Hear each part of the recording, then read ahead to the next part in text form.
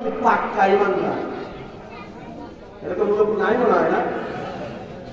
ইসলাম তো আমরা বললে আবার বেশি খারাপ হয়েছে, ওদিকে যাবো না। আমি বললাম যে ইসলাম কয় জিনিসের নাম, এটা মুখস্থ হয়েছে। নবী বললেন 5টা জিনিসের নাম ইসলাম। বলা শেষ হবার পরে এবার যে লোকটা প্রশ্ন করছে, এই লোকটা বলে কি সদাক্তা। নবী আপনার উত্তরটা হয়েছে, আপনার উত্তরটা। এবার এই হাদিস বর্ণনাকারী ওমর বলেন, ওমর এই লোকটা দেখি নবীকে প্রশ্ন করছে, তো নবীকে প্রশ্ন করছে মানে হলো এই লোকটা উত্তর জানে না, এই জন্যই তো প্রশ্ন করছে, ঠিক না? কারণ মানুষ প্রশ্ন করে কখন, তো আমি জানি না, জানতে প্রশ্ন করি।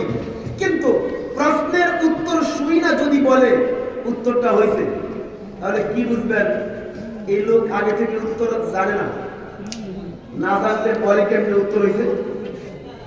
ব্যাপার বলে বেশি বিরক্ত হয়ে গেছে না।